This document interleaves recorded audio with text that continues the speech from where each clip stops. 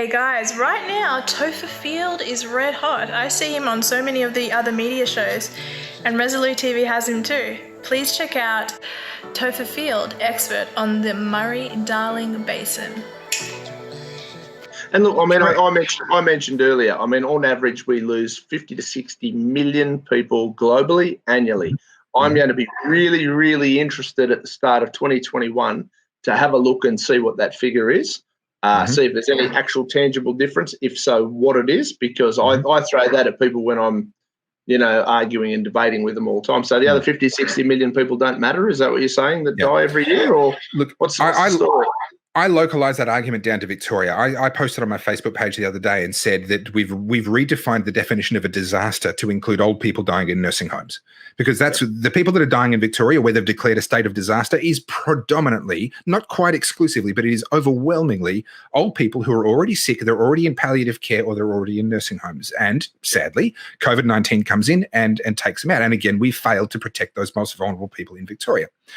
So I was lambasted by a small number of people who just have very poor critical thinking skills.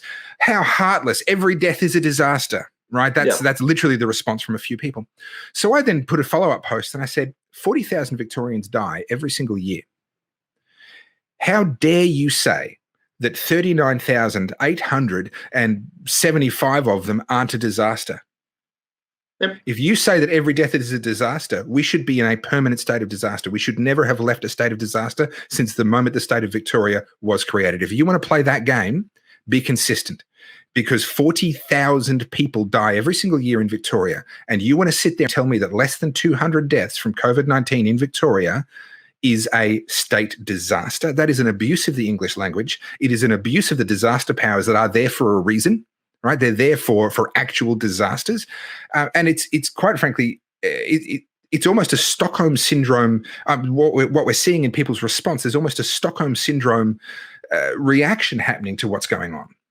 Mate, I have people who I love dearly who are terrified, absolutely terrified by this, and I keep saying, you've got to look at the numbers. Stop fucking reading the headlines. Don't just read the headlines. Look more into it. I get up in the morning and I've got to stop doing it because I always wake up cranky. The first 30-odd minutes, I get up, I go for a quick run, I come back, I'll have a coffee or whatever, and I'll sit down and I'll watch half an hour of just morning bullshit TV just to see what's happening in the world and what they're selling the population, whether it be Sunrise, the Today Show, any of that sort of stuff.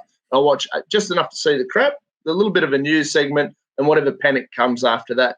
And every morning my head wants to explode, 3 more people have died in Victoria, somebody in their 70s, somebody in their 80s, and somebody in the hundreds.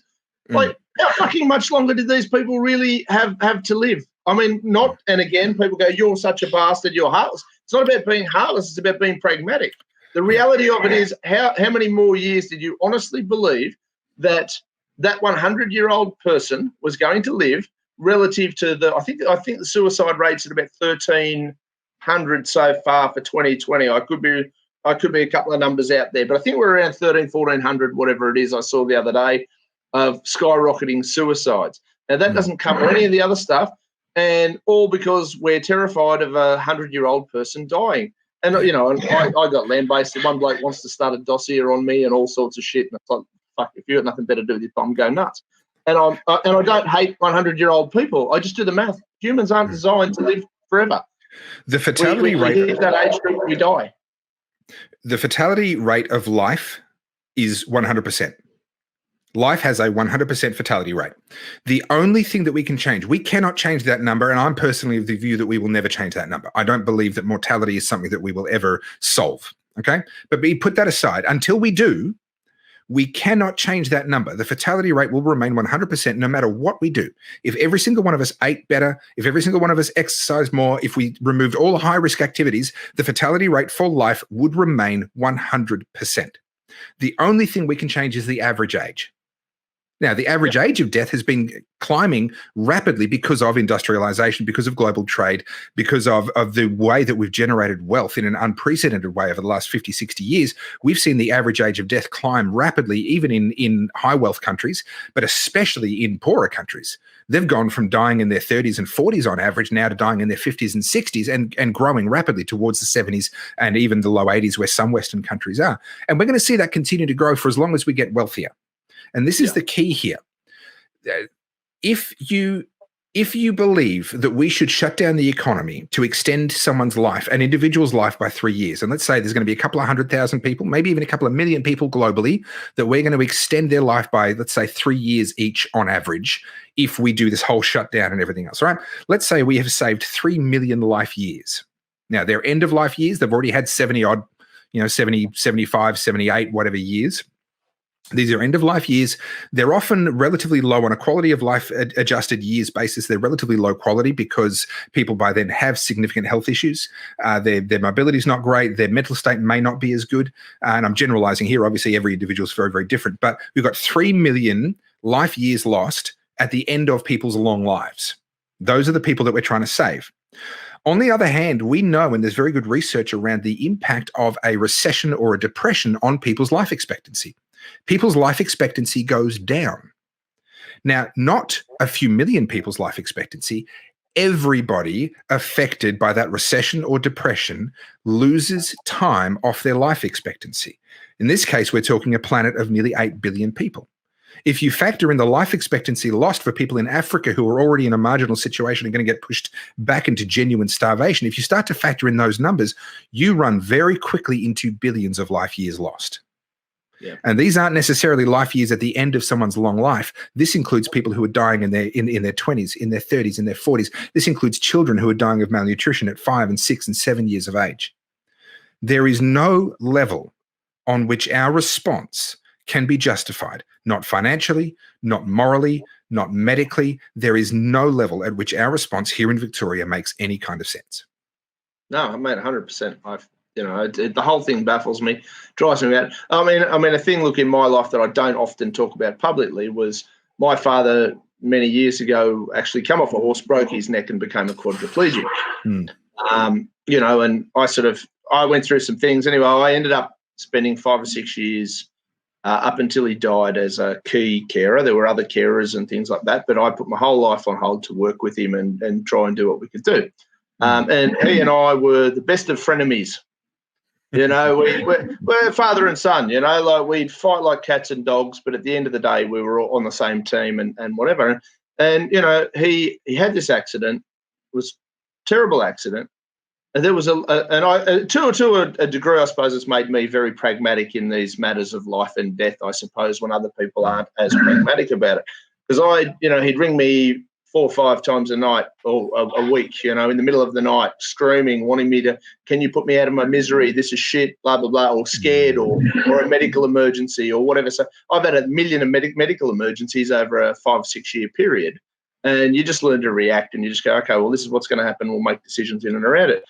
The quality of life was low. The argument from the we'll call them do-gooders, I haven't come up with an exact term for but he lived another 8 years.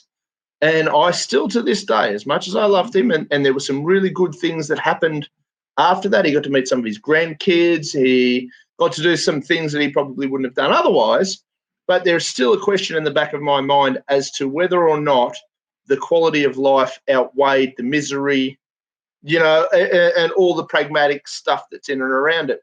The having accidents in the toilet, the crashing your wheelchair into the side of the road or smashing somebody's shop window by accident because you can't control your chair, and hospital runs and stuff like that. And, is keeping a 100-year-old person alive for another 5 years really of any benefit to even the 100-year-old person? It's a selfish way of looking at it, even though I'm the one often called selfish, and I imagine you did a lot of the same feedback. It's more selfish on behalf of the family who don't mean to be. And it's not belittling them, but they look at it but we want to keep Nan there forever. Nan is, sorry, I'm 100 years old. I've had enough. My body's done.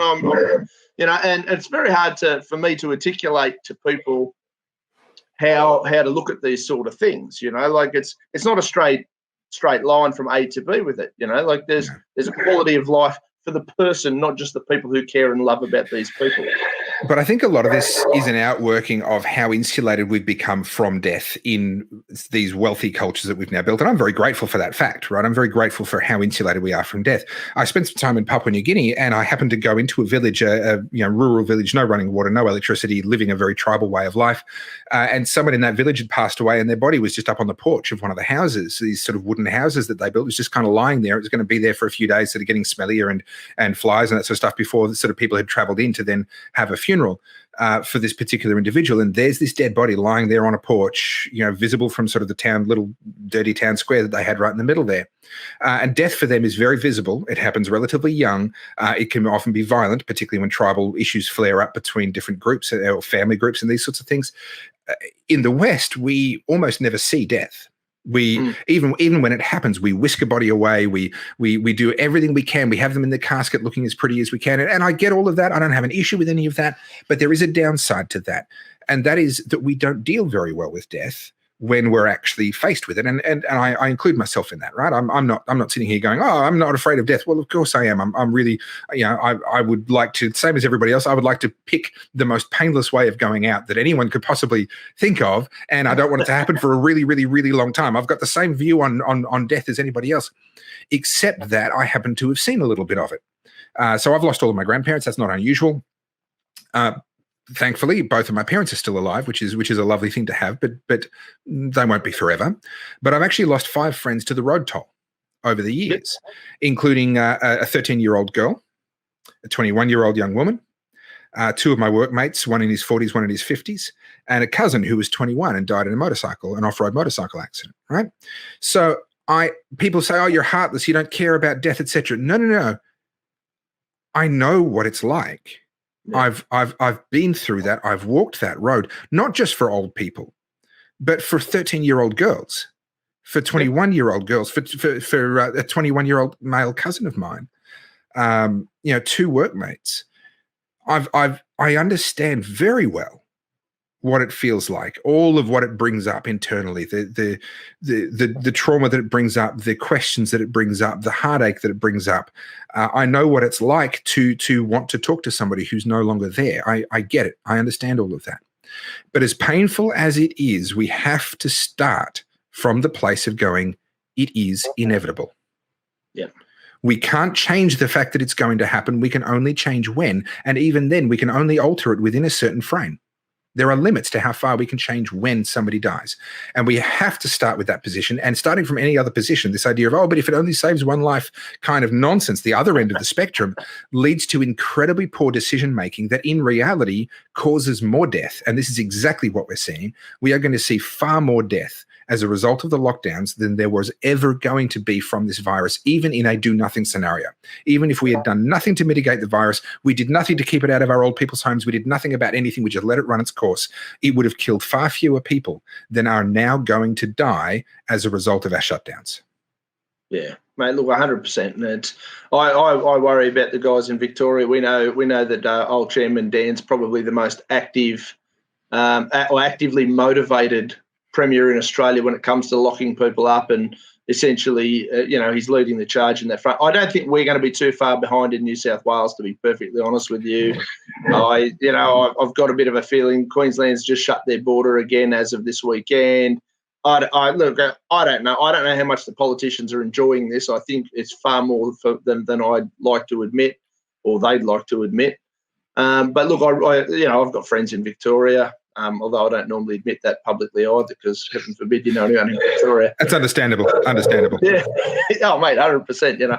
But look, to change the topic ever so slightly, mate, you guys, I saw a film recently. I saw it on YouTube, starring yourself, a particular former federal senator, Mr. David Lionhelm, Sam Kennard, Kennard Storage. I think Steve Baxter was on there. There was a couple of other interesting, freedom-loving individuals. So I've had a little bit to do with Sam Kennard, great guy. I met Steve once, haven't really had too much to do with him. And obviously the good senator and I have worked together in some capacity for a couple of years, mate. How did you get involved in that project? How's it gone? Who teed all that up? That was a really cool project. I'm just racking my brain trying to remember his name. the young man, the producer who put it together, it will come to me in just a minute. You've put me on the spot there. But my only involvement was that he reached out to me and said, hey, I'm doing this video. I'm interviewing a bunch of people. I didn't at the time know who he was. And so there is an element of caution of going, like I know the power of editing. I have some background in television and that sort of thing. That's what my dad was in when I was growing up.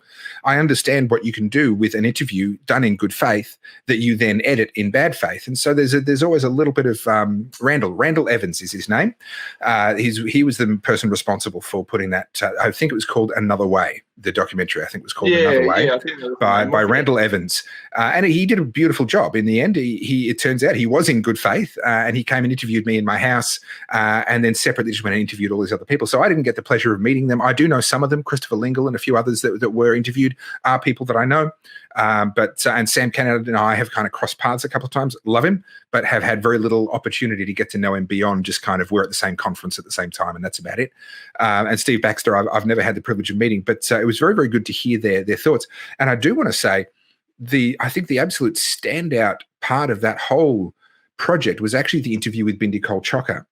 And as she talked about kind of her journey out of being someone who really was playing the sort of the victim card and the identity politics and this sort of thing.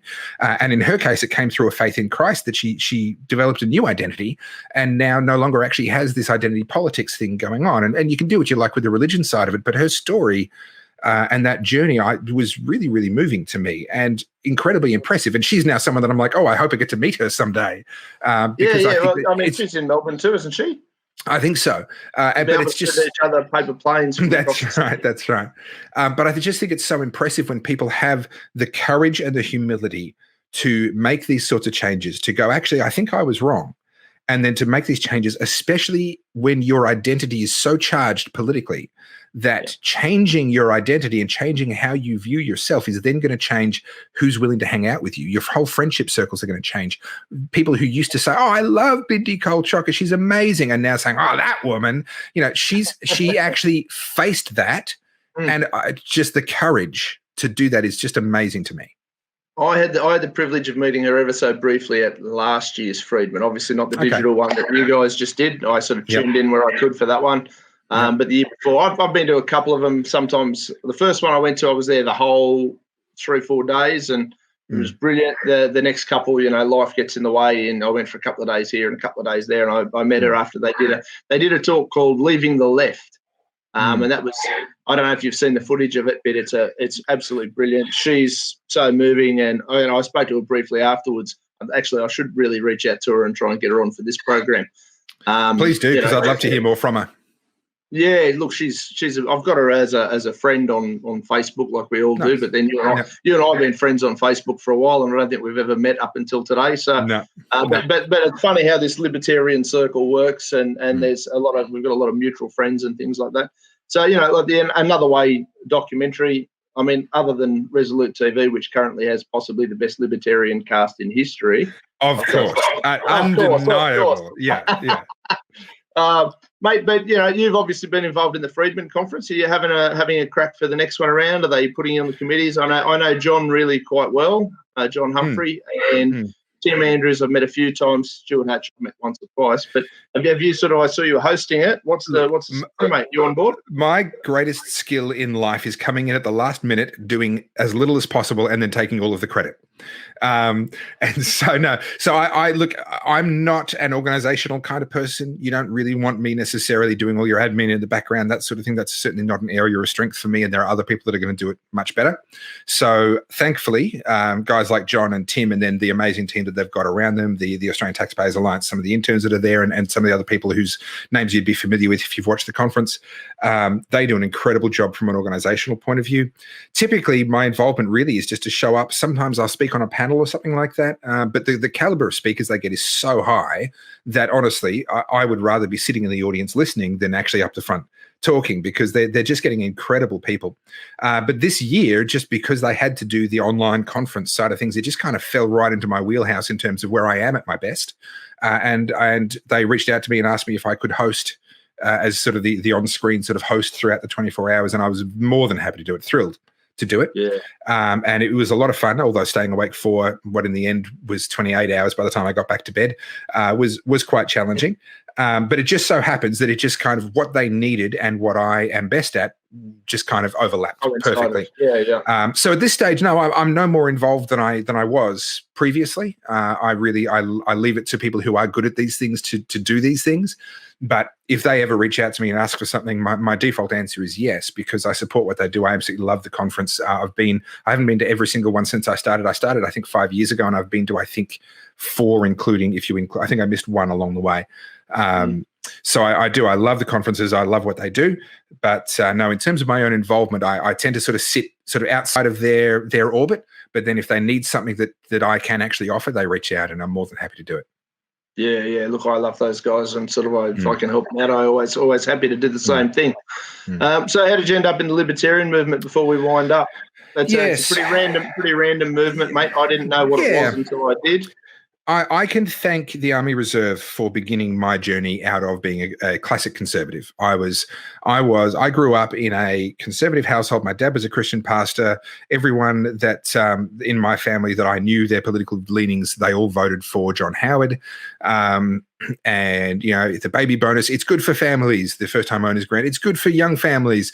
The gun ban, it's saving people's lives. The war in Iraq. Go kick his ass. I was that guy, right? I'd never seen a policy from John Howard that I didn't already like before I even knew what it was. So that was a bit of a journey, but actually spending time in the military and what it is, it's just a little bit of a you get to see the man behind the curtain a little bit. There is this belief that, the police force, the military, these organizations are really well run and run according to rules. So you can, when someone comes out with a decision or someone gives an order or what have you, you can trust it because it's gone through the process and it must be right. And then you actually spend some time inside these organizations and you go, no, this is actually, from an administrative point of view, this is actually one of the inferior organizations that I've ever worked in. And in actual fact, it's really, in hindsight, it's no surprise that these organizations would be pretty poorly run because they are effectively run like a government bureaucracy. They don't have the economic, the financial incentives of a business. They get their budget and then they operate in the way of a government bureaucracy. So surprise, surprise, when you see behind the curtain, it's not all that impressive. Now, good people, don't get me wrong, good people, but the processes and the outcomes aren't great because actually the processes aren't there to make sure that they are great. And so what happened for me, and I give this analogy, the hardest thing about changing someone's mind isn't getting them to where you think they ought to be, what have you. It's getting them to actually realize that what they currently believe isn't correct. And the analogy, and it's a stupid analogy, but it visually it helps. If you want to go and collect mussels or pippies or what the ones that are stuck on the pier, right? You take a bucket, you stick it in the car, you drive down to the pier, you go out into the water. The hardest part of that journey of getting that pippy back to your or getting the mussel back to your house is breaking it off the pier. Once you've broken it off the pier, you can throw it in the bucket, stick it in the car, and drive it back. It's a piece of cake. But actually wedging that damn thing off the pier, you'll snap a pocket knife doing that, right? It's the same with ideas. Getting someone to actually break away from the belief that what they believe is already correct is the hardest part. And from there, the rest of the journey is actually relatively quick and relatively easy. My time in the military is what broke me away from being a cookie cutter conservative. When I saw behind the curtain of how that was run and the way the decisions were made, and you've got these people, it's an ineptocracy in many ways, where the most incompetent person seems to be able to rise to the top, at least in early promotions. In later promotions, once someone makes it up to a warrant officer or once someone makes it up to a major, you can kind of look at them and go, all right, this person probably does have something to offer, but becoming a lance corporal, a corporal, and a sergeant is no guarantee of competence. They just knew how to play the system. They just knew how to get to the next sort of promotional, do the next course, do the right thing, play the game, play the system, and they end up with the promotion. And that's really what broke me away from being that cookie cutter conservative.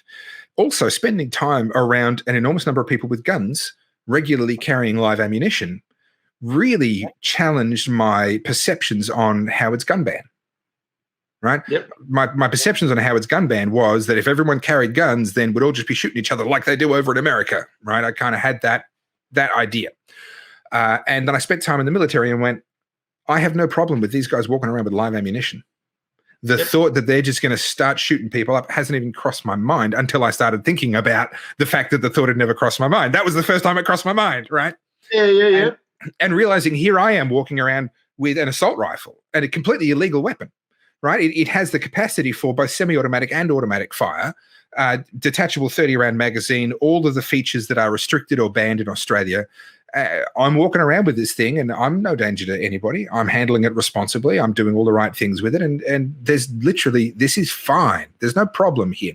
And so that really kind of challenged me in terms of my thinking around guns and firearm safety. I've since spent a bunch of time in the US and realized that actually our perception of what goes on in the US is just completely absurd, completely skewed by a media that has their own particular sort of agenda they want to push. So it was my time in the military that for a couple of different reasons really kind of broke me away from that cookie cutter conservative thinking. And then there was the journey towards more of a libertarian position. And one of the challenges that I had and the things that I had to get over was the realization that what I do and believe is best doesn't have to be what I politically force onto everybody else. And once I got over that, so for example, I've never taken drugs in my life. I've never had a scheduled or illegal drug in my life except as prescribed by a doctor, right? Me too. I don't particularly plan to. It just doesn't interest me. I just don't care, right?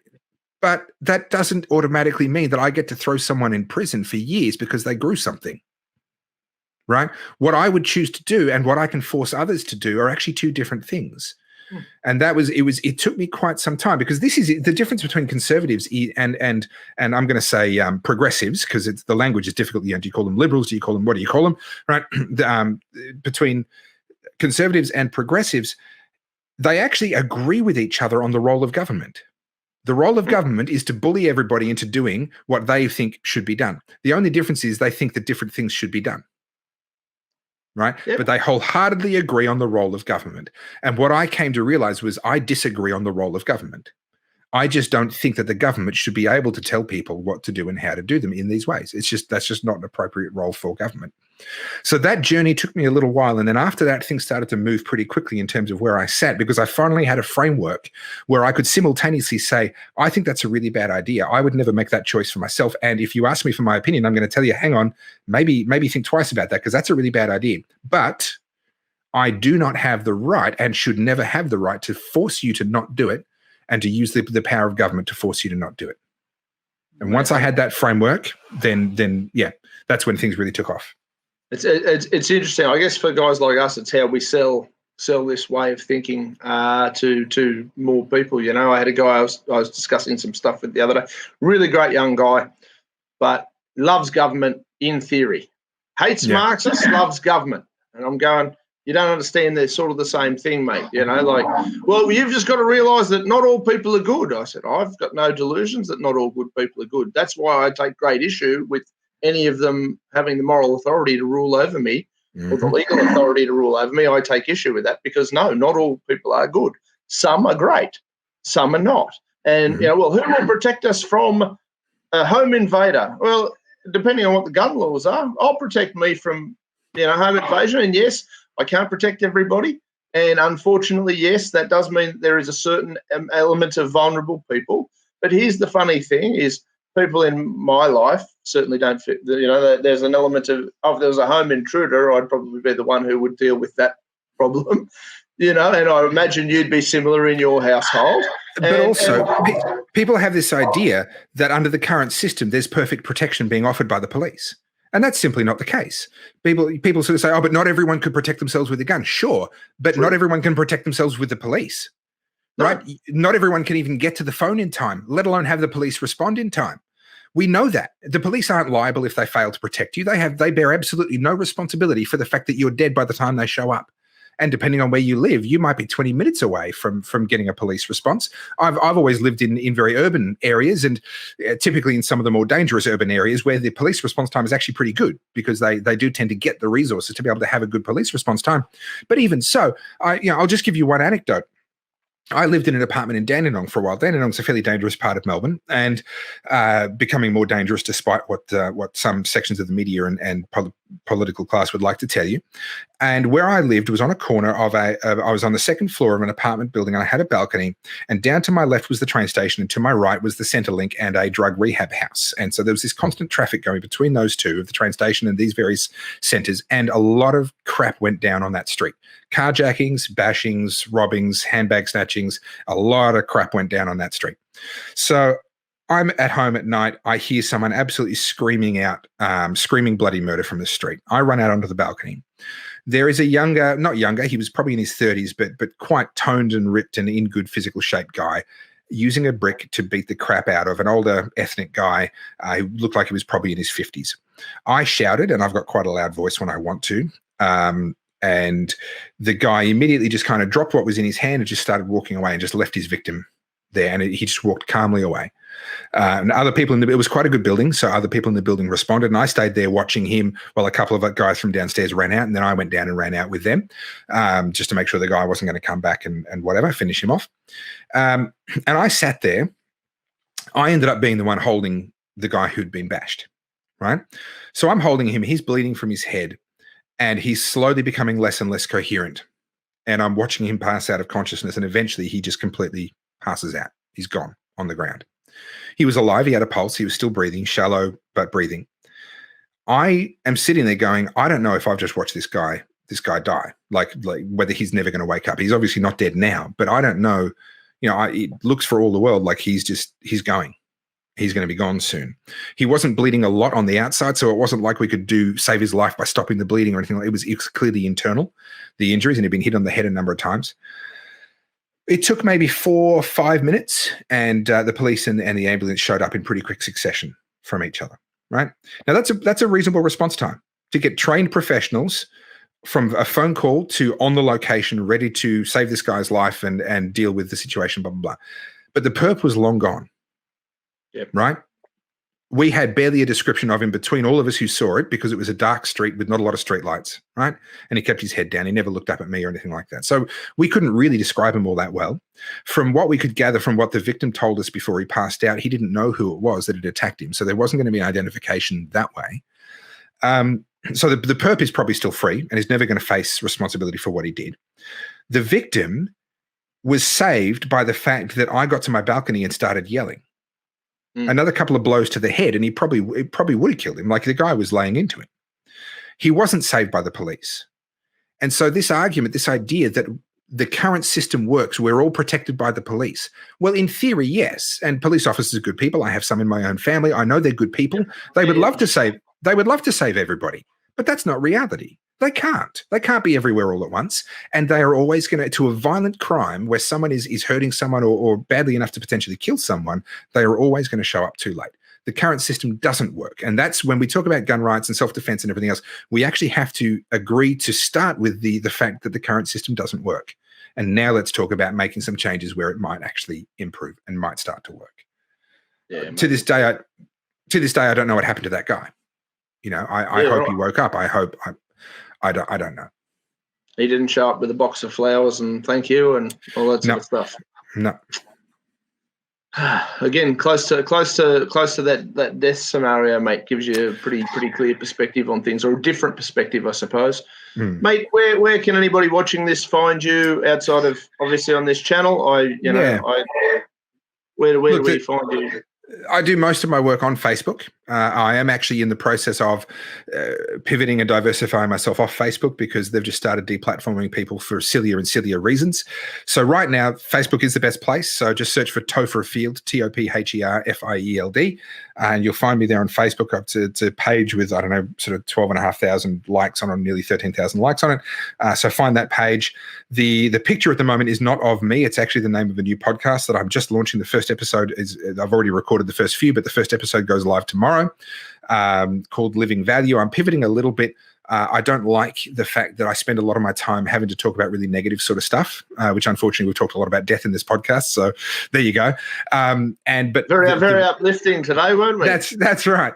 But the reality is I spend a lot of my time reacting to government incompetence and stupidity, and so therefore it ends up being quite reactionary and quite negative. So I've decided I want to, because I'm actually a very optimistic person. I think the future of mankind is going to be awesome.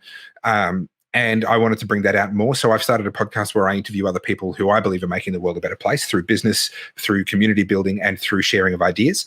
And so I'm finding people, businesses big and small, but who are actually doing all three simultaneously. They're running a successful business, they're building community, and they're sharing and improving on ideas all at once. So that's the first episode of that comes out tomorrow. So I'm trying to bring some more positive sort of content into what I do, because that's actually what I love, and it's actually more representative of who I am. This reactionary stuff really isn't. So Facebook's the best place to find me, but be aware my blog is going to get restarted soon. I had a blog years ago and stopped maintaining it. And that's an effort to get away from being able to be deplatformed by Facebook. So have a look at the posts and you'll see the instructions of where to find different things on my Facebook page. Yeah, beautiful. All right, mate. Look, thank you so much for your time. We've knocked out nearly an hour and a half. Goodness. I did warn you, once you get me started, you can't shut me up. Oh, mate, look, it's fantastic. So we will do 10 episodes. So we'll break this up across 10 episodes, and then we'll release it in its entirety and all that sort of thing. So it'll be kind of fun, and I'll send you some stuff, and you can have a look and share or like or whatever you want to do. That's all up to you, mate. Hopefully soon we'll be able to catch up in person as opposed to just via this. Maybe once Dan Andrews lets everybody out of house arrest, I'll come on down and drink beer in Melbourne or something. Once we're set free from our dandemic. Dandemic, yeah, mate, for sure. So look, take care of yourself, everybody. I'd like to thank Topher Field. Check out all of his stuff. The guy's brilliant. Anybody who's watched my program knows that I don't invite anybody on here who hasn't got something of great value to offer. That's the whole point. So thanks, Topher. Appreciate you coming on board, and we'll talk again soon. So, guys, tune in now for Garry Stewart. Garry Stewart's president of the William Wallace Society. Anybody who's a history buff, anyone who's into anything sort of a little bit out of kilter, certainly not really a part of the libertarian scene, because that's not how we roll. He's not really even political. But what he is a massive history buff over one of history's greatest champions of freedom, William Wallace. We talk Braveheart, we talk promoting history and all the really cool stuff in and around there. And that's the rooster who approves, apparently, of Garry Stewart. Check out Garry Stewart now.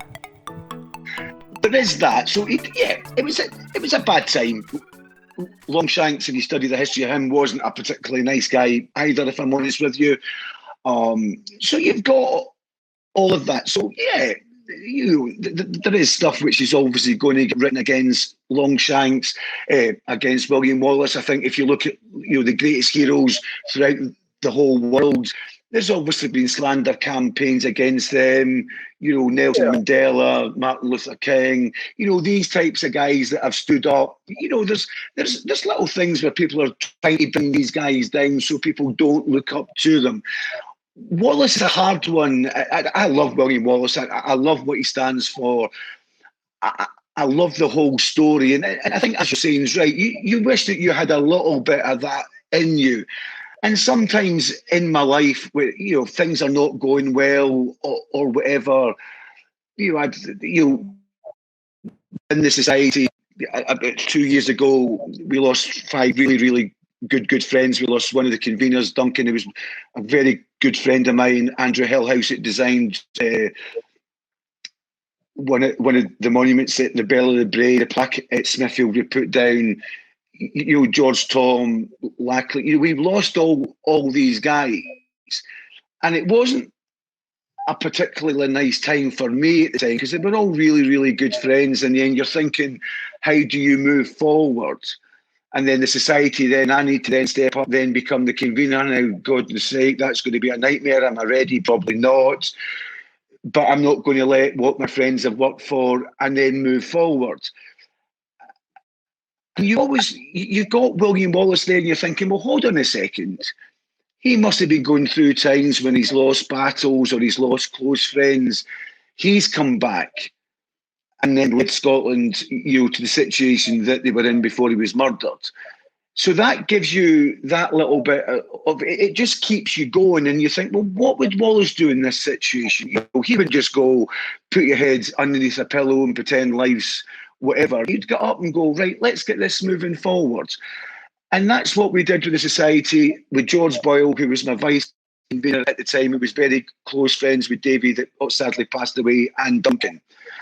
And we set out to keep the society, going, and be in the situation where we're in a strong situation now. And it's to every single person in the committee within the society that's helped us. I mean, we don't get paid for what we do, Dean. We just do it. It's the love of Scotland. It's the love of keeping the history of Wallace going. And I think that keeps you going. That thinking of Wallace at times, and then putting that into your own life, I think is massive, and I think that's the inspiration that he's got within the people of Scotland. And I find it, you go to commemorations that we do, we go to Wallace Day, there's maybe 500 people there.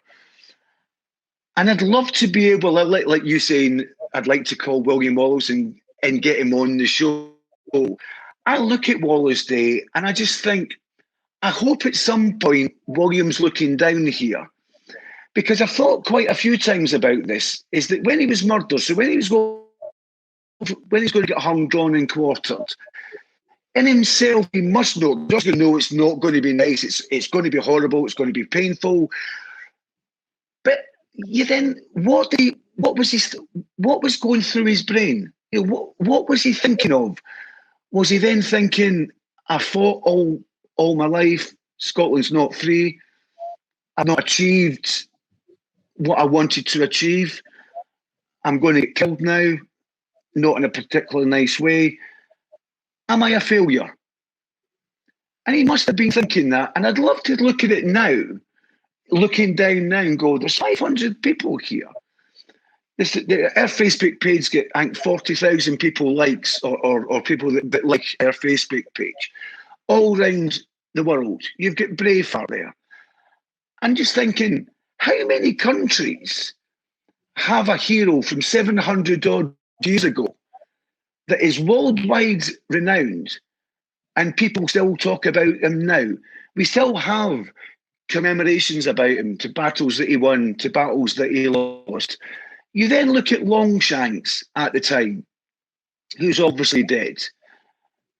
Obviously, class has been a winner because he obviously defeated Wallace eventually at the Battle of Falkirk. I think he's got a couple of plaques somewhere along the line in London somewhere. Do anybody really talk about him? Not really. Whereas Wallace is worldwide renowned throughout the world. So you think Longshanks tried to destroy Wallace and destroy the myth of what he tried to do, which is why he cut his body parts up and put it in different parts of Scotland and England as well, to try and stop anybody else going and saying, right, let's go and we'll have another fight here. He didn't destroy it. He didn't destroy the thought of William Wallace. He actually made it worse.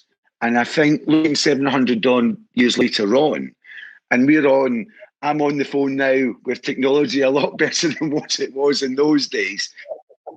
Speaking to yourself in Australia about a Scottish hero that you've seen through Braveheart. Yeah. Look, and I think it's fantastic. What Longshanks did. I think that's what makes him what he is. It was a brilliant sales ploy from Longshanks to do what he did. He actually created a full martyr out of him, and is in theory, in the same level as Malcolm X, Martin Luther King, any of these other sort of people that you look at through history who died for their cause, so to speak. It doesn't weaken them in history's eyes necessarily, and even though history is officially written by the winner, people still resonate with that struggle, that courage. I think courage is probably the best word. I think that's I think it's sorely lacking in society, and I think more people need to invest in their own courage and it's standing for the things that they believe in. Yeah. Oh, you there? We're lazy, Dean. I think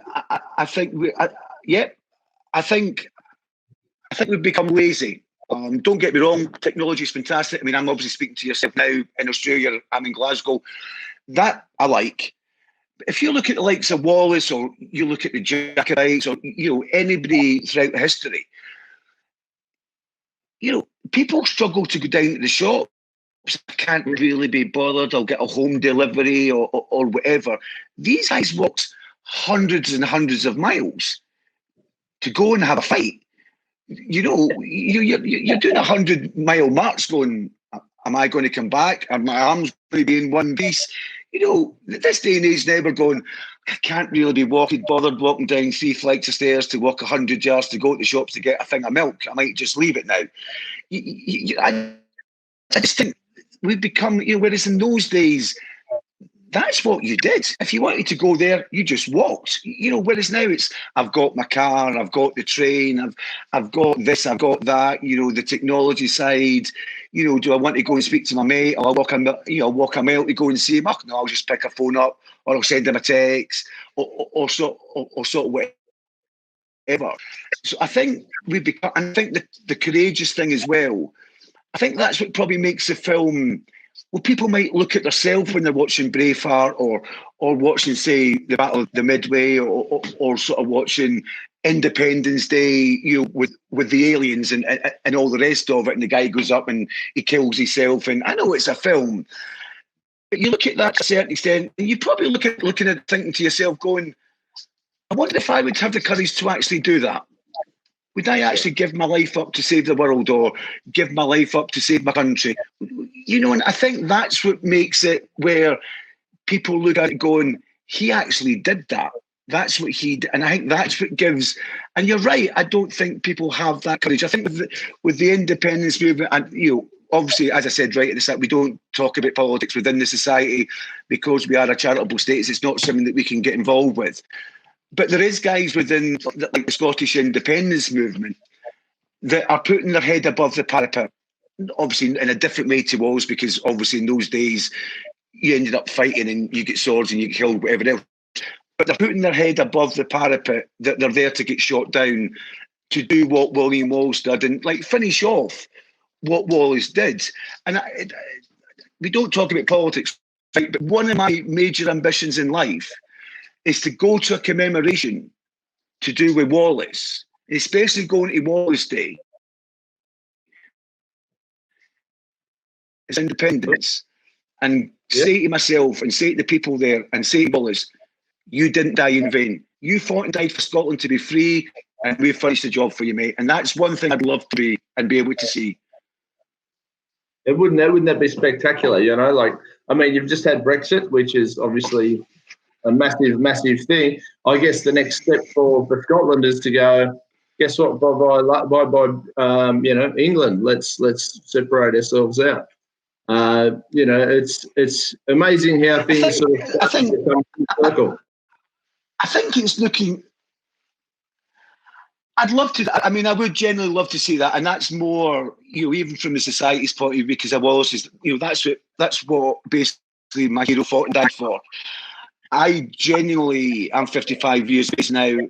I never thought I'd see Scottish independence in my lifetime. I've sort of changed my view a little bit now. We're in with a chance. For my friends and fellow patriots that are no longer with us now, that never seen Scotland independent, I've got a bottle of whiskey through there, which is 100 years old. And when the Wallace letter came back, I promised for Davy that started it, who was my friend, when it came back, I would toast the safe conduct letter coming back to Scotland. And there's half a bottle left. And I stopped at half a bottle intentionally. And that's for when Scotland is eventually a free country. And that whiskey will then get drunk and toasted to Scotland and all my fellow friends that never seen it, and all the fellow guys in history that died trying to get what we've actually won back. Is there a particular whiskey brand supported and approved by William Wallace, or is it just any good Scottish whiskey? Just any good Scottish whiskey, mate. Any good Scottish whiskey. I like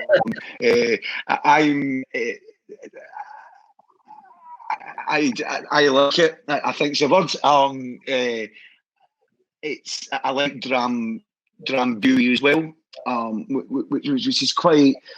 It's like a connoisseur. But if you look at the bottle of Drambuie, and I'm into, like as I said, I'm into Scottish history, and what I do is if I go out for dinner and always have a look. You've got an Irish coffee, so you get your coffee with Irish whiskey in it. You can always get a Scottish coffee, which has got Drambuie in it. And what I do is I say, right, £9 for the Drambuie coffee. If you tell me where it came from, by the way, it's Scottish. If you tell me where it came from, I'll pay for my Drambuie coffee. If you don't know, you give it to me for nothing. And the guy's going, yeah, okay, yeah, we'll go for that. We'll go for that. He comes back and went, so then he'll come back in and go, you get it for nothing. I'm going, right, no problems at all. He went, where does it come from? I went, look at the bottle. And he went, sorry? I went, read the bottle. And the guy went, I believe this. Did it actually tell you in the bottle? I went, yeah. And Bonnie Prince Charlie, after the Battle of Culloden in 1746, obviously he was defeated, he was going through a bit of hard time, and one of the farmers in the Highlands of Scotland helped him out. And Bonnie Prince Charlie, as a present, gave him recipe to Drambuie, and they've been making it in Scotland ever since. So it actually comes from Bonnie Prince Charlie. It's Bonnie Prince Charlie gave the guy the recipe. So it's Scottish. It's equivalent through Bonnie Prince Charlie's where Drambuie is in Scotland. And it's things like that. See, that's what I like about history. In Scotland, right, you say Stephen, which means you're drunk, all right? Now, where that comes from is on a Sunday in Scotland, you couldn't drink on land. So you went onto a steamship so you could have a drink on the boat. So if somebody's walking drunk by this point, walking home, they'd say, I've been on the steamy, which is where steaming comes from now. So things, and it's historically, if you look at the French thing, England and France were having a battle through Agincourt in the year. Now, we all know what that means, the Vicky, all right? Now, I need to watch it because I've got my iPad, which I'm on, so it makes it a little bit difficult for me to do. So what happened was, if you do bows and arrows as a French archer, you used those two hands to let the bow go, okay? English archer, they cut those two fingers off, which meant they couldn't use a bow and arrow. When the French caught the English, the archers would go like that to the English, that they've still got their two fingers to use a bow and arrow. And that's where that comes from. As if like, up yours, I've still got that, I can still fire a bow and arrow. Do you know what I mean? But to me, I love all that. I just think that's history. That's where it's, whereas you'll do it and go, whatever, without actually going, well, hold on a second. Where did that actually go? Why do we actually do that? And I think that's fascinating. That's why, to me, history is fascinating. I'm a great believer. I'm 55 years of age, Dean. I don't know how old you are yourself now. You're obviously different mentally wise to what you were when you were 10 or 12. You learn. You learn by your mistakes. You learn with your successes. So you become a better person through it. But hopefully you become a better person through it by learning through your changes in life. And you go, I didn't do that. I really should have done that better. So you become a better person from it. A country is exactly the same. You learn through your mistakes. And that's one of the reasons, if you look throughout countries where nations have conquered other nations, and Scottish history started being taught in Scottish schools more recently now. I'm 55. When I went to school, I never get taught any Scottish history. I get told you about the 1066, which is English, kings and queens of Britain. I never get told about Robert the Bruce, Jacobites, William Wallace. So it's a bit like, if you take the history away, then that country can't improve as a country. And that's why when I was talking originally about the film Braveheart, where they were talking about, historical wise, it's not right, the film's rubbish, don't go and see it, whatever else. That's what makes the film so scary from a Westminster point of view, because it gets people then reading books. You're then going, well, what did that actually happen? Good, hold on a second. I'm not happy with this. So it's then reignited the independent side of things within Scottish people. And that's why I think films are massively important to you. And that's why Westminster didn't want the film particularly filmed. You know, they didn't want it filmed because they knew the outcome that it would make. I mean, there was people leaving cinemas wanting to invade countries after watching the film, for goodness sake. Do you know what I mean? And there was people. I mean, it's true. My friends, English and Mikey me got on my house on fire, and I've got no animosity to Mike. He's one of my best mates. And he watched it, phoned me up and went, Jesus, really that bad? No, mate, you were worse than that. You know. So even I feel sorry from people look at you from the English and say, well, what annoys me is that because you're pro-Wallace, people go, you're anti-English, you don't like the English. It's nothing to do with that. The English, unfortunately, are in the same boat as us. They're not taught. They're not taught what we did in Scotland in 1314 or 1297, or the atrocities after Culloden in 1746. That's not mentioned. So they don't know. They're getting hit with propaganda left, right and centre with their media, which I know that because my friend that stays in London will phone me up and say, by the way, Gary, paper saying X, Y, Z, and I'll go, well, actually, that's not really true, Mike. This is true. Send him an email or send him a link and you go, right, okay, Gary, that's great. So, and that's where we're going with the propaganda. So from the English, I don't blame them at all. I mean, Bannockburn, we have a commemoration there for Robert the Bruce for the victory in 1314. But we're also there to remember the English that died there. Because you've got to remember a lot of these guys, but they didn't go up. They didn't go up and go, we're fighting the Scots, great, let's no bother, because I can't stand the Scottish guys. They were going up because they were told to. They didn't have a choice. Yeah. Getting killed in a pursuit that they know nothing about. So, again, that's a propaganda thing, where, let's say William Wallace's Society is anti-English because they obviously don't like the English. We're actually more educated than the guys that are actually telling us that we're anti-English. But it's done in a propaganda side of ways that people will then look at it and, Nicola Sturgeon's anti-English, the SNPs, and actually they're not. Do you know what I mean? They're just pro-Scottish.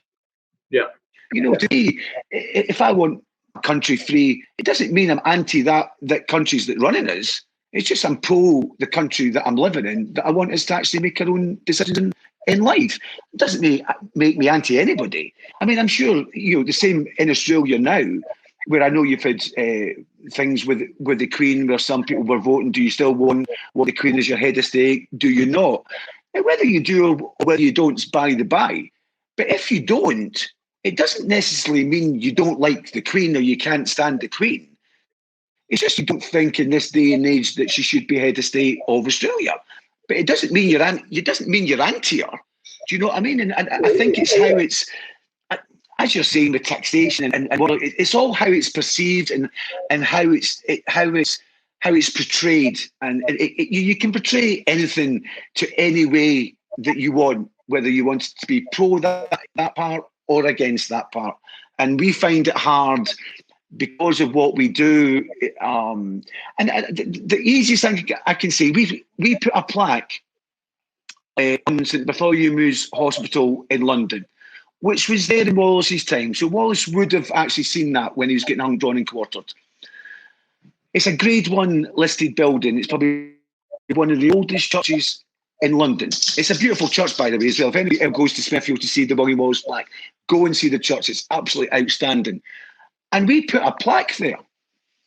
Now, I had to get in contact with the head of English Heritage to put this plaque up because you needed planning permission, the whole works. Now, as I said, bear in mind, it took me 7 years to build a plaque to William Wallace in his country that he was born in Glasgow. Yeah. In England, a Grade 1 listed building, oldest church in London, Took me 6 months. The English heritage guy could not have been. In fact, the guy bent over backwards to let us be able to put that plaque up. So that's why I annoy the people saying we're anti-English. Every time I've dealt with English heritage through things, the English police that we did when we did the walk for Wallace down in London, I wasn't involved. That was Davey that did that. Couldn't have been nicer. Couldn't have. I mean, when Davey said to the guy, "We want to bring swords because the boys, when they wear this type of gear, feel naked wearing a sword," and it's weird. You do. If you wear a plaid and you've not got your sword by, you actually feel as if you're missing something. It does sound weird, but you do. You go, "One sec, where's my sword? It's not there." And the police guy went, "That's right. I've got no issues with that. Boys are not good."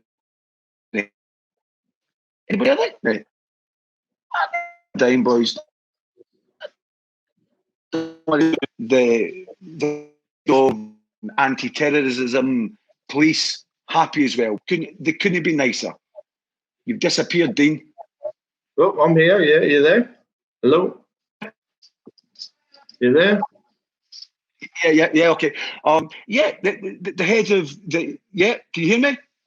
I can hear you. Yeah. Hello. Hello. You there? Yeah, right, Dean. So, yeah, I'm trying to move this. Is that better? Yeah, no, that seems all right. Yeah, you froze for a second there. Are you there? It's all right. We can edit this little bit out. No problem there. Yeah. I'm here. Can you hear? Yeah. Right. Hold on a second. I'll try and move into the living room. See if that makes a difference. Yeah, you're right. Come into this. No problem. Give me a sec.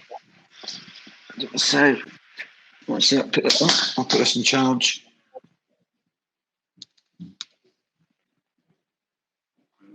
Is that better, Dean?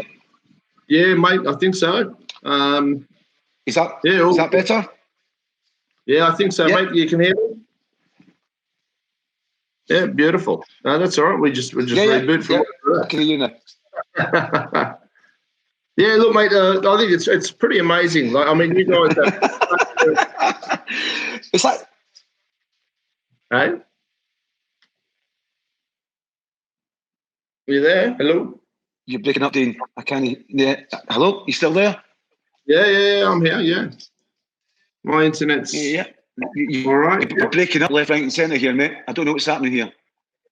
Yeah. How's your internet bar? How's your internet Can you service? hear me? I can hear you. Yeah. Yeah, it's looking good. Right. Yeah. Right. Let's have a look here, Dean. Right. Just hold on a second, mate. All right. Yeah. You're all right, mate.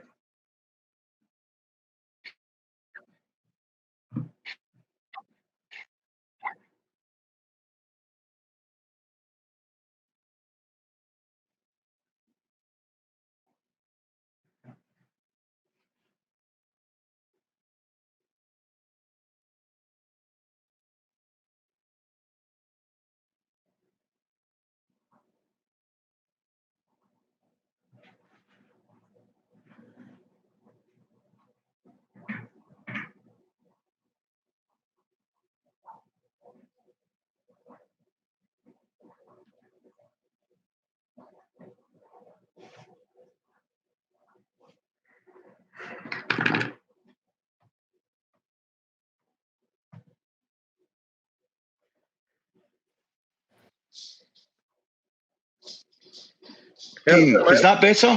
Yeah. How's that? You there? All good? Yeah. Can you hear me okay now? I can hear you. Okay. Beautiful. Yeah. Going. Beautiful. So yeah, as we were just. I'm going to change my. Sorry. What's that say? You changed something. You said. Yeah, I changed the internet. I went from one bit to another one, so that hopefully I've got full bars now. So hopefully that should make a difference, Dean. No, you're beautiful. No worries, mate. No, that's all good. We just edited around that little bit of a gap. No problem. Well, I don't know. I'm not clever enough, but she'll figure it out. So, look, I mean, one of the amazing things, as you were just touching on, is you guys have.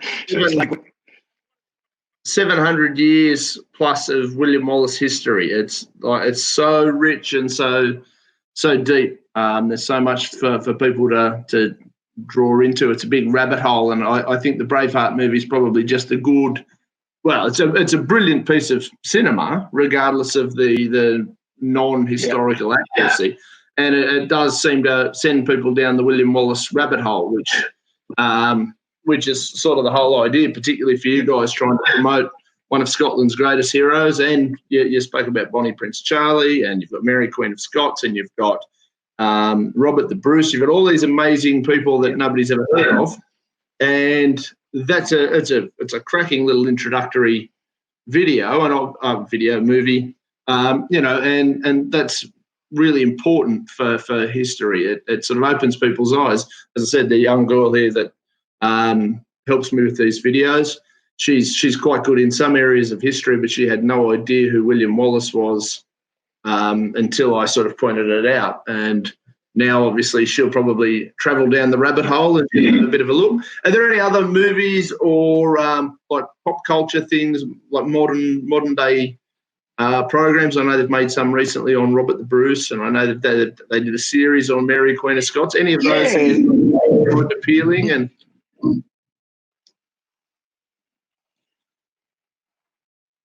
the Outlaw King one's pretty close to like real, like history-wise. It's pretty good in it. Mary Scott's film I've actually not seen yet, but by all accounts, that's not historically wise. I mean, I think at one point Mary meets Elizabeth, which just never happened. So I've read probably a lot of bad reports with regards to that. But again, to me, it's like I've watched a couple of films. I can't remember the name of one of the films, but it was to do with Denmark, I'm sure it was, resistance in the Second World War. I didn't even know that Denmark had a resistance in the Second World War, if I'm honest with you, but I've watched a film on it. I then went and Googled it, then bought a couple of books about it, read up on it. Yep. And so that's through a film.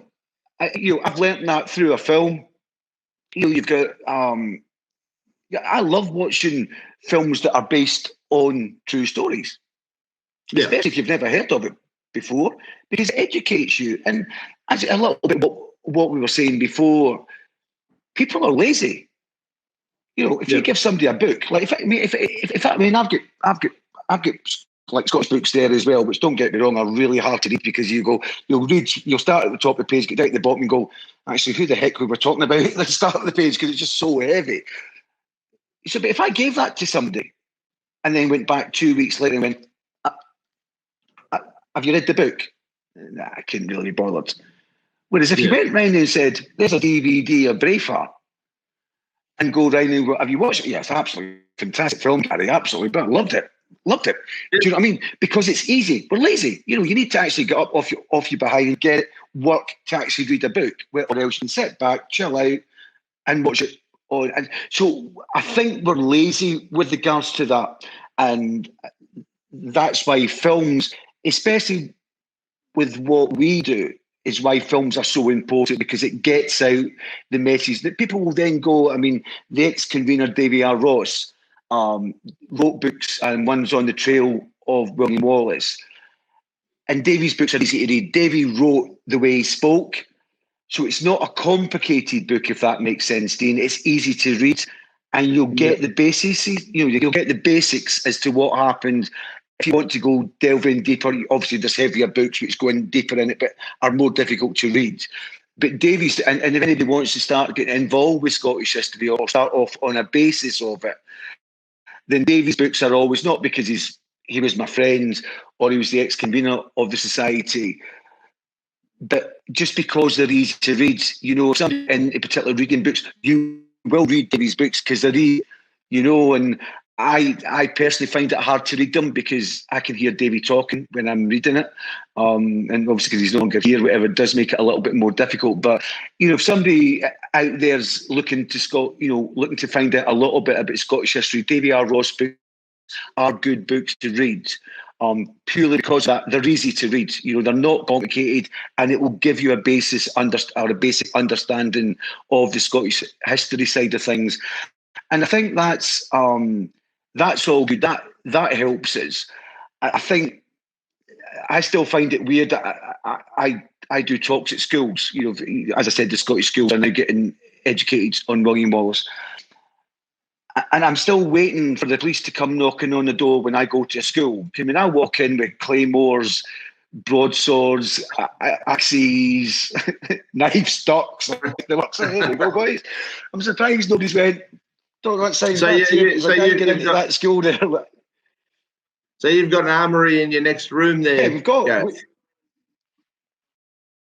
Yeah. Hold on a second. I don't know if I can. I'll try and.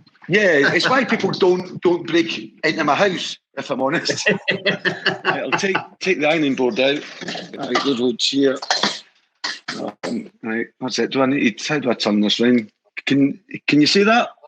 Yeah, look at that. How fantastic is that? And you take that into schools. I can imagine parents would love that. If you did that in Australia, you'd be arrested.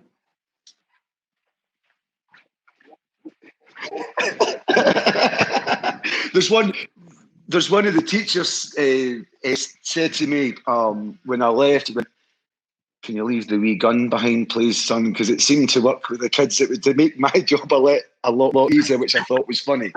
But the larger sword there, which I don't know if you quite got it, that is a replica of the Wallace sword in the Wallace Monument. Now,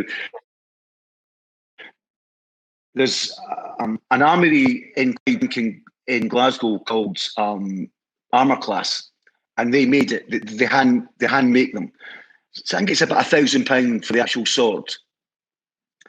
But if we're going to events, most people look at Braveheart and look at William Wallace's swords and go, "There's no way somebody's going to be able to hold that sword like that. It's not going to be physically right." Now, the sword that we've got there is made to an exact specification that the swords would have been made back in the day. It's still heavy, obviously, because it's a big sword, but it's nowhere near as heavy as you think it's going to be. And that's why we got it off our ex-convener. The swords we've got, the broadswords, which is a Jacobite sword. If you put that in your hand, and it's great when we go to events, you go, "Okay, then hold the sword. What do you think?" And they'll go, "I wouldn't even have known I've got it in my hand." They're really, really light, and it just makes it easier for somebody to watch a film, having then held the weapons. And then you won't then question going, somebody wouldn't be able to use that or be able to do that. But they can then in their head go, "I've held that sword. That's possible." You know, so it just brings it brings the whole experience like better for them, if that makes sense. Hey guys, so this introduction is for Adam Kokesh. I recently had him on my channel and that was thanks to Dean. So here is a continuation of the conversation between Adam and Dean. Check it out. Cool. Mate, it's great. And look, and Australia's very much the same. We've got our two-party system here. But I suppose the irony with the Australian system is our Conservative Party is actually called the Liberal Party.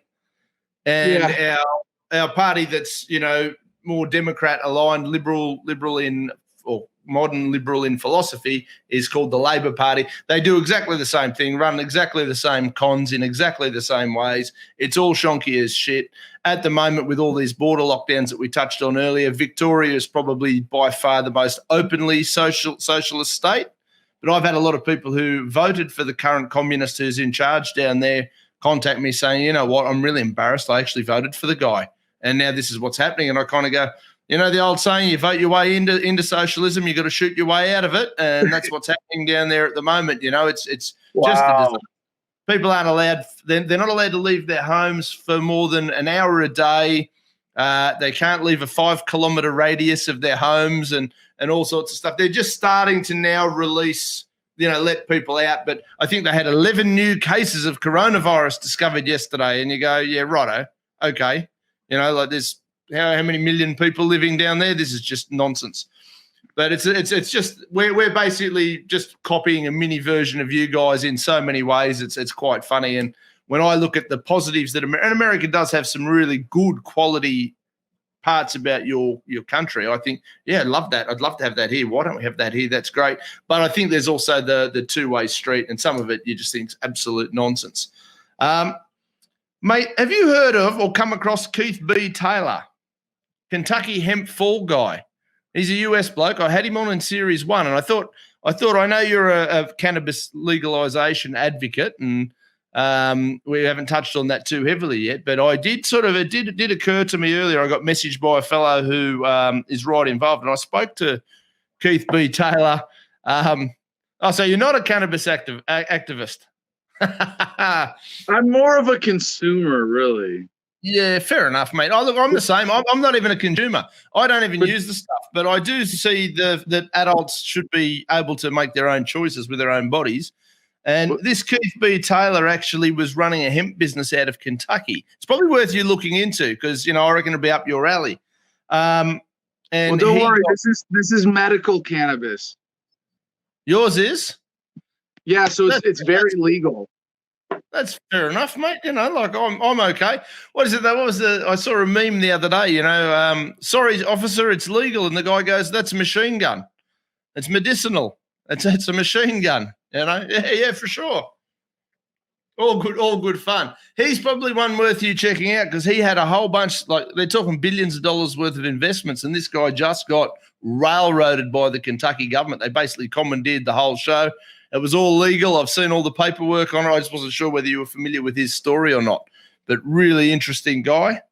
Dean, if you could hook him up with me, I'd probably like to interview him and get that story out on my 100%. Platform for Adam versus the Man. But you know what? There's too many. And one of the illusions of where we are now with legalization in the United States is that arrests have gone down because you have legalization at the state level for medical and recreational in, a few dozen states already. By the way, I covered this story last week. There was going to be a vote in Congress on federal legalization of cannabis, and they postponed it until after the election because moderate Democrats didn't have the political courage to just fucking straight up vote on it. And if anything, I think it would have been good for them. I don't think they realize, but it may because of their donors. They're still trying to raise money, right? So they don't want to, piss off their corporate sponsors. But in the United States, there's this illusion that the drug war has become less vicious because of legalization. And in some ways it has, but overall arrests for cannabis possession in the United States actually went up from 16 to 17, 17 to 18, and 18 to 19. Not much, but the overall number of drug arrests for simple possession actually went up over that time. And during that time, I gave the state of Arizona $300, $150 twice for my in order to have my permission card. I'm thinking I'm not going to get this renewed right now. I'm just going to smoke illegally for until January because it's on the ballot in Arizona and might be legal. Do I have personal information I shouldn't share here? No. Well, you have my QPID for the state of Arizona and my home address, which is kind of public anyway. It's absolute madness, isn't it? You got to have an ID card. I actually hosted an event with a fairly controversial chef in Australia, who we did it in conjunction with our libertarian political party here. It's sort of more classical liberal than hardcore libertarian is the Liberal Democrats. That's their little logo there. And we're obviously advocating to try and legalise it amongst a million other things. And we did an event there, and it was just mental how people carried on about the stuff, just crazy. I also have an alcohol consumption permit. It's the driver's license because in the United States, you still have to prove your age to the government essentially in order to consume alcohol. And I just, this is just to get it's funny, and it's kind of tragic to think about, how our rights get sold back to us as privileges, but to see that, alcohol is just another drug.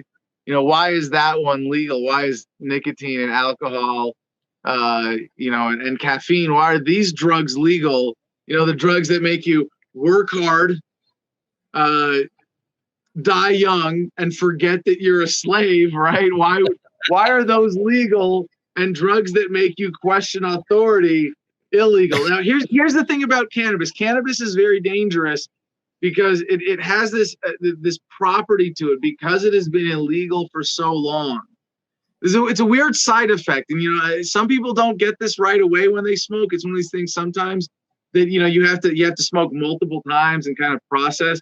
But the thing is, you cannot smoke pot and not realize that government is totally full of shit. And that's one of its magical properties and most important side effects. And why I'm so excited about where we are with legalization, even if it's not really getting less vicious as a racket, the drug war as a whole. It's Winston Churchill might have called this the end of the beginning of the end of the war on drugs. And I think it's a pretty exciting place to be, where the legalization in the United States is already at the point of legalizing mushrooms in Denver County and in Oakland. And I think they're looking at serious decriminalization in a few places. But my point, Dean, why do libertarians smoke pot and have beards and fight the man? Why and tattoos? Why do we like tattoos? It's kind of like in prison. Why do people in prison get tattoos? When someone else says, I own you, well, fuck you. I own myself. I can draw on my own skin at least, or I can have someone do it for me. And it's kind of the same thing with cannabis. To be like, oh, you think you can tell me what I can and cannot put in my body? Really? Fuck you. I'm going to do it anyway. Now, I don't know about you, but you look unfortunately clean shaven. Well, yeah, there is a story to that. You mean an excuse? I had my beard up until about 2 or 3 days ago, and then I sort of shaved it off. So I'm back to stubble and a regrowth. I had to do the head, and I thought, I was just getting a little bit out of hand, so it was time to do a fresh up. So I can't deny that. So I go through phases where I go for a couple of weeks where I won't shave, and then I'll shave, and then I'll start again. It's a bit of a process for me. It's funny. I've been doing the whole fuck you forever to government. Mum and dad could never work it out. I couldn't work it out. I didn't know what a libertarian was. And then I went through this whole phase where I was always, as a small kid, going, listen, I don't know who you are, and I don't know why you're telling me what I can and can't do. Mum and dad probably have some authority somewhere, but if I know who you are, why are you talking to me? And none of that changed. Then as I got older, I discovered what a libertarian was, and I think that's what I am. Now it's starting to make sense, Well, Dean, do you know why so many libertarian men have beards? No, do tell. Because consciously or not, we know that the social pressure for men to be clean shaven is part of an unnatural propaganda effort that wants you to think that having a beard is dirty. Think about, why do we use the term clean shaven? Hair on your head, this is clean, whether you're a man or a woman. But if you have hair on your face, you're dirty, you're shady. Yeah. And they want to malign people with beards. But there's an inherent attitude of rebellion to having a beard in a world where so many institutions want you to be clean shaven because it's feminizing. A lot of people mistakenly think that joining the military is going to make you a man, and it might buff you up, give you the physical challenge, and yeah, you're going to grow in certain ways from the other challenges that you get with this. But overall, they want you to be obedient followers of their orders, instant and unhesitating obedience to authority. That is feminizing. They want you to shave your face, not just so that you can wear a gas mask, right? Because that's not what it's about. It's more than that. It's so much deeper than that. And this is why it's so pervasive in customer service and across corporate America. They want you to feminize yourself. And I'm not trying to play gender wars or say that make any assumptions about any individuals based on gender or anything like that.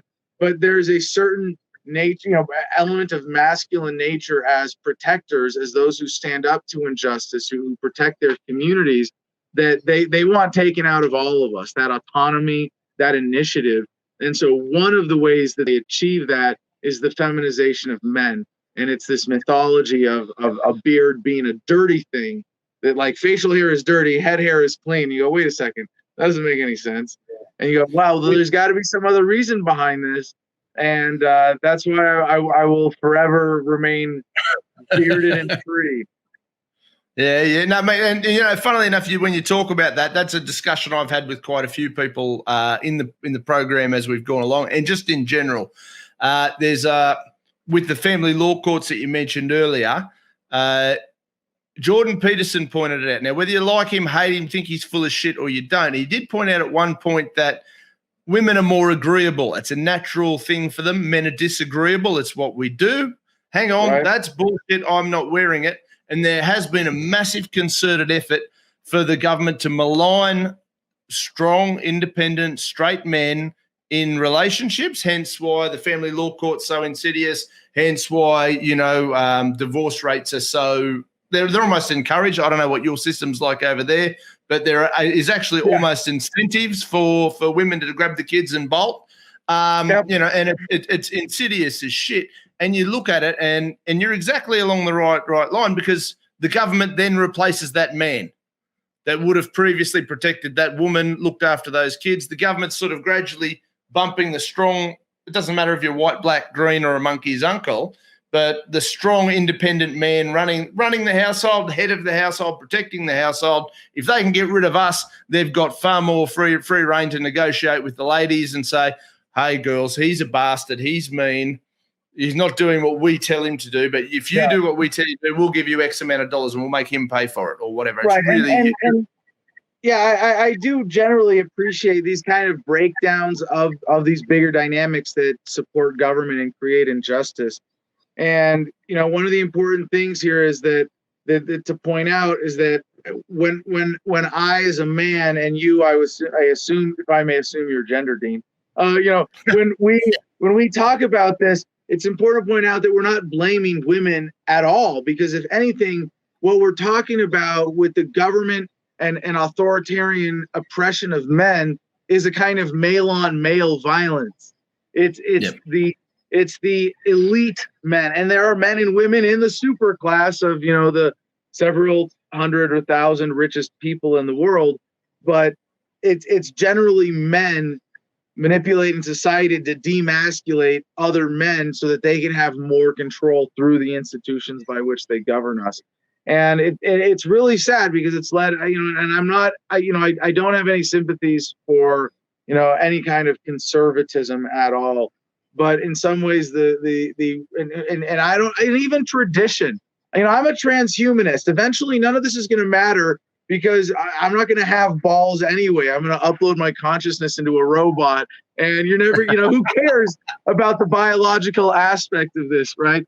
I think, and that's a good thing overall. I'm a big tech optimist, you know, but what we see today with this is so toxic and dangerous and divisive. It's really hard to ignore the distortion of gender roles that's happening, not just because of technology, but because of actual authoritarian manipulation. Yeah, no, it's very insidious. It scares the shit out of me. I've seen on a heap of your videos, you've tackled, you got arrested for dancing. I did see that. You got arrested for dancing.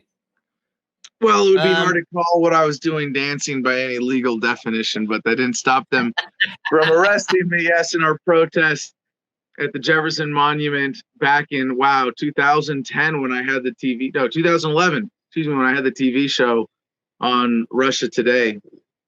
And we fought it. We were arrested and issued tickets, and we fought it and we won, and we went back a week later and we danced. And I mean, obviously, as a libertarian, I'm not most concerned about the dance policy at the Jefferson Monument, but we did get the policy changed, and now you can go and dance. And I get sent videos still on a regular basis from people, because that video went super viral. And because I had a TV show with the Russians at the time, nobody wanted to put my name in it, or like, you know, and they had to cover it because it was super viral online, but it got ripped on a bunch of different channels. Like MSNBC, CNN played the clip. And, you know, it's funny because I still get videos from people of themselves dancing just, you know, casually at the Jefferson Memorial, or Monument rather. And obviously the point of that was not to change the dance policy, but to reveal the violent nature of government, to say that, look, when government, you know, says you can't do something here, it means that if you do, violence will be used against you to enforce this policy. And thanks to the support and cooperation of the United States Park Police as extras in our little street theater, where I got choked and body slammed in spectacular fashion, I'd say we succeeded beyond our wildest dreams. Yeah, mate, that was pretty fun to watch, actually, from my perspective. Not obviously you getting slammed, other than I see the value in, you know, being able to videotape stuff like that. It's all pretty amazing. No, that was fun too. Sorry? That part was fun too. Now, for people who haven't seen it, I'm sorry, we're losing the light here, but I think it was worth it to get the sunset in here. But yeah, for people that don't know, like, I got actually picked up from behind and grabbed by the neck, choke slammed onto a marble floor. And if you didn't know that I came out okay, it is kind of scary footage. But and when I look back, I was like, oh shit.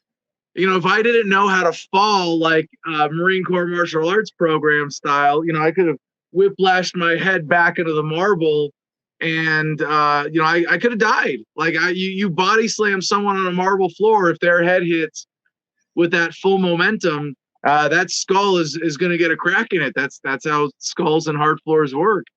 And I tucked the chin, I slapped the ground, and I was okay. It's when you see his knee go into my ribs like 4 inches, and it's like, holy shit, I didn't know ribs were that flexible. But yeah, apparently they are, and I love it. My sunglasses stayed on, the cops fell off. I mean, it's really the visual comedy of this video, start to finish. So please, thank you for the opportunity to plug my channel, Dean. YouTube.com/Adam Kokesh. Of course, you can find everything through AdamVersusTheMan.com. But yeah, if you haven't seen that video, it's a minor internet classic at this point. You know, altogether, it's got, you know, if you add up all the views on all the different platforms, you know, somewhere on the range of like 50 to 80 million views, maybe. And you know, people know, oh yeah, the guy who was dancing and got body slammed in DC. You know, it's a little old now. I really should get another hit before I get any older, but it's probably not going to come from dancing.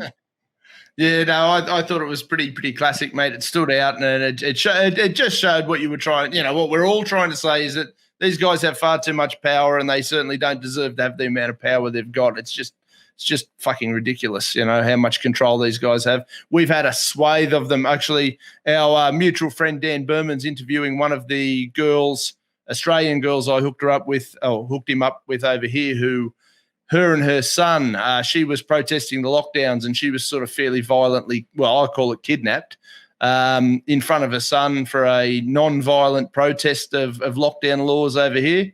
So I think they're going live soon, actually, for their interview. So she's really interesting. But it's just amazing to see what they try and get away with. It's phenomenal, mate. Yeah.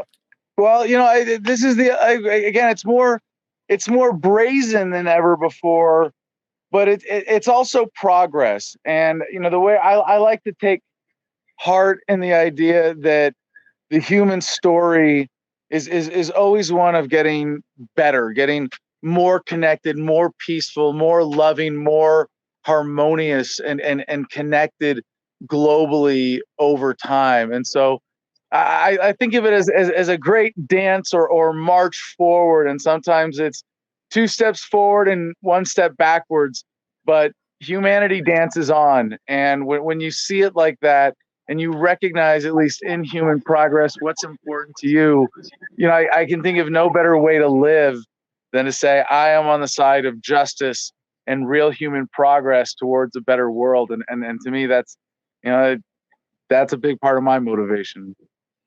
Mate, I think that's almost the perfect spot for us to wrap up the official interview. That's beautifully said, mate. It's one of the reasons why I've sort of taken an interest in your work. I'd love to share it and promote it and all those sort of things. So we'll be putting all your links in the description.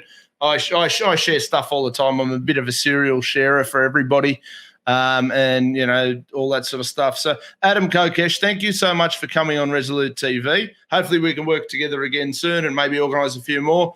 It's exciting to hear you're going to do a stream with Dia Beltran, conservative Christian, really nice girl, but no doubt you'll adjust her perspective on some things.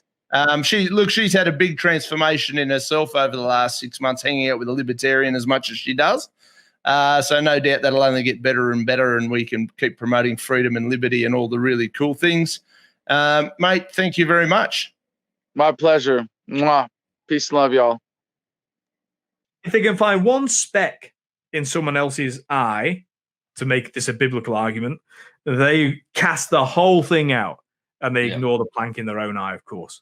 Well, that's cancel culture, which is happening to all sorts of people for all sorts of things. I did the Eden Monero by-election recently, and caused some trouble and ruffled some feathers. And I certainly don't live a politically correct life. Never have, never claimed to, never put forward it. And people say the question that I get asked, which I suppose I can directly reflect it because I'm unconventional in the world of politics, is how long have you wanted to get into politics? The answer, and I think it would probably reflect somebody like a Trump or many other people like that are currently sticking their toe in the water. The answer is never. I've never wanted to be in politics. I never had any desire to run for any sort of public office, but I feel that the people that are in there currently are doing such a terrible job, and they're performing so poorly at protecting our liberties and our freedoms that I'm kind of going, well, somebody's got to do something. I guess it'll have to be me who gets in the ring. And there's a couple of other high-quality individuals I know who, for their differences, whether or not they're saints or whatever, is irrelevant. The reality is they're seeing an issue and stepping. Ricardo Bozzi, I don't know if you're familiar with him. He's also ran in Eden Monero. He's running his own little political party all the time in the world for him. He's not in it because he wants to be in politics. He's in it because he feels like he's got to try and save the country from itself. And I feel like Trump's similar in America as he's looking at all these politicians. Biden's been in parliament for nearly 50 years. How come all of a sudden this year you think you're going to fix it? Like, well, and he's running mate accused me of being a racist. That tried to stop busing and school integration and all that sort of. I mean, the whole thing is mad. One thing we do know about Trump is he's not an ideologue. Definitely not. I mean, he kind of wants what's best for him. Sure. Ayn Rand would quite enjoy him, I'm sure. That he wants what's in his own rational self-interest. Although I don't think he's quite a Randian. But you can actually deal with somebody like that. But an ideologue, an AOC. I won't say Harris because she's just an opportunist. She'll say whatever she needs to say to get on. Someone like an AOC. And let's hope, she's got a few years to go. She can read a few more books, and we'll see. She might come. What a great convert she would be. Start with one book, and not the Communist Manifesto. Well, actually, perhaps she should read it and have somebody explain it to her at the same time. There are some rough results at the end of what happens at this book. Well, yeah, but they certainly live out the first part.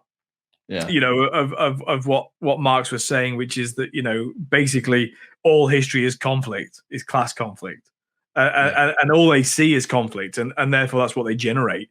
If there's no conflict, they'll make sure there is conflict, and we're seeing that really in extremis in America. Americans are really good at doing things to extremes, whether it's writing a libertarian constitution or rioting in the street. They're pretty good at extremes. But we're seeing that, and actually what we're seeing is a civil war. It is a civil war. It probably won't be called that, and no longer do we have phalanx of soldiers wearing different coloured uniforms. But that is what's going on, and it's only ever going to implode.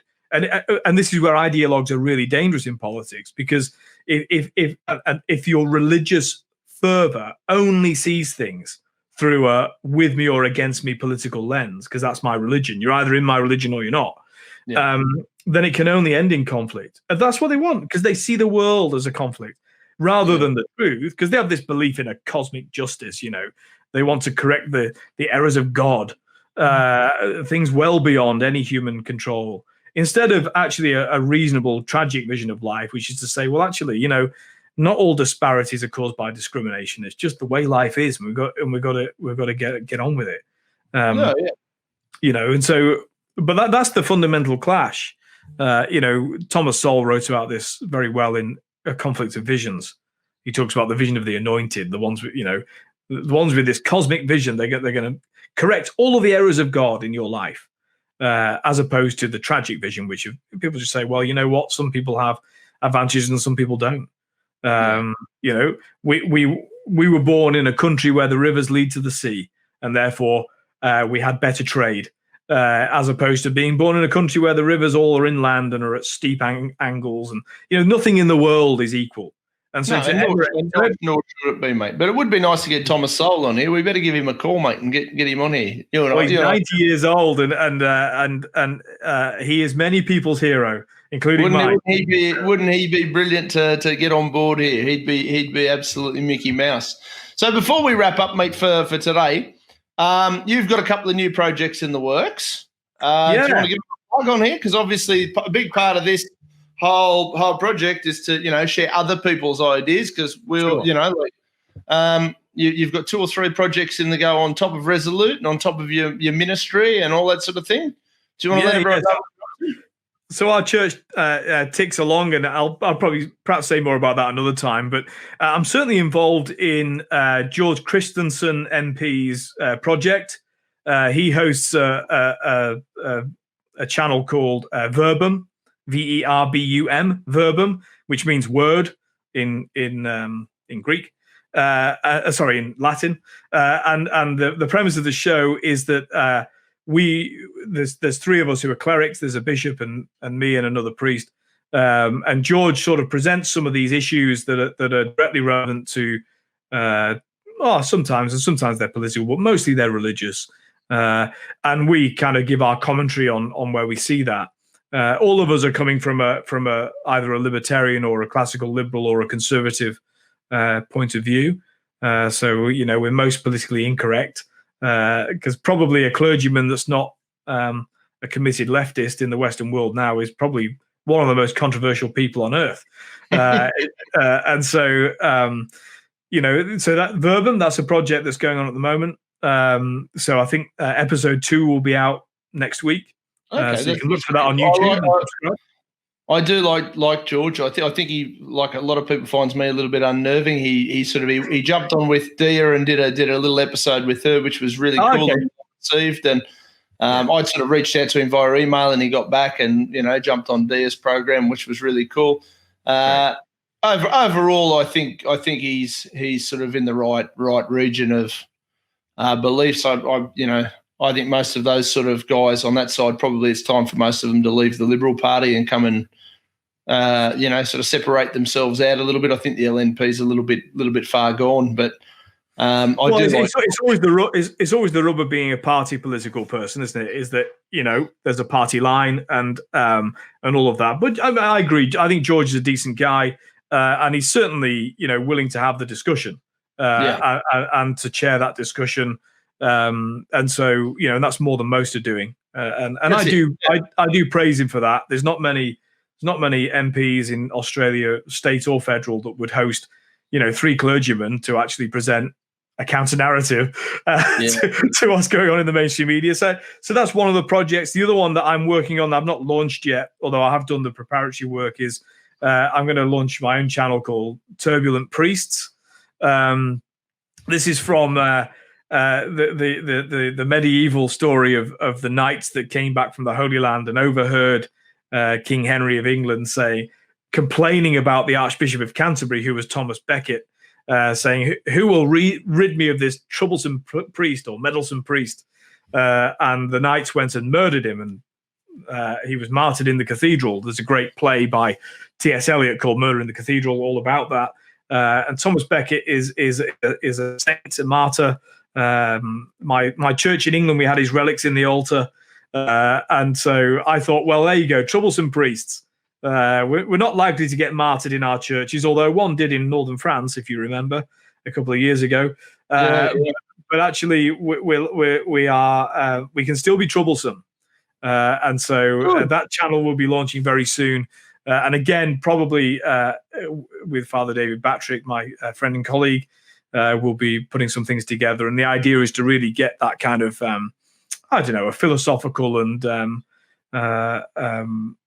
a way for people to engage with the church, accepting they're not going to walk into church on Sunday morning and come to mass. I mean, those days are gone. So it's a way to, and it's not a way to get people into the church, but a way to say, actually, that there's some real gold here, which you can draw upon. And in fact, as Mark Latham proves, you don't need to be religious to draw on that, on the wealth that's come from, people who have thought for very long time, thousands of years, over how to live, how might be a good way, how might not be. Despite contemporary thought, the church does learn from her mistakes. And the great thing about learning from other people's mistakes is you don't have to make them yourself. So that's the idea of troublesome priests. And of course, I'm here on Resolute TV and happy to be a part of that. How much fun is this? Yeah, but no, look, I think they're great. I think anybody who can tune in and check out those other shows, it is important, and most of this stuff is, as you pointed out with George Christensen, it's about sharing the ideas and having the discussions. You don't have to agree with everybody on everything. The beauty of it is when you can sit there and entertain each other's thought processes and have a rational discussion. And then religiously, there's much that George and I disagree about. When it comes to the papacy or various other things. But yeah, I mean, the difference is when people are actually interested in having a conversation at the level of ideas. But you can only do that if you're not consumed by your ideas. In other words, the progressivist religion actually stops people from being able to think at all. And if you can't hear dissenting views, how do you know that your view is right? You have to test it. And Thomas Sowell would then say, and occasionally it's good to have some data to back up what you're saying. Only occasionally. Mate, look, it's absolutely, I love our little catch-ups. I sort of always take a great deal from that wonderful mind that you have, your intellect and your look, mate, you've worked hard on your intellect, I'm sure. Some people get confused with people who are well thought out and well read and well researched, and they just think that that's just all a natural ability. Most of it's an awful lot of reading and an awful lot of work, mate. And people miss that. And you have to read not only a lot of great books, but a load of trash as well. Yeah. So you can know the difference. That's good contrasting, mate. I really appreciate your time as always. We'll look at catching up in the next week or so. And Sunday the 4th, we go live officially. So that'll be the first episode back for Series 2. It should be good fun. Look forward to it. Thanks, mate. Thanks. God bless you. Thank God for filters, huh? I hope you guys enjoyed this episode of Resolute TV. As you can see, the merch is hanging in the back. So if you want a t-shirt, let us know and we'll get that to you. Thanks so much to our guests today, and hopefully we have a crackerjack show for you guys next week. Bye. Remember to subscribe.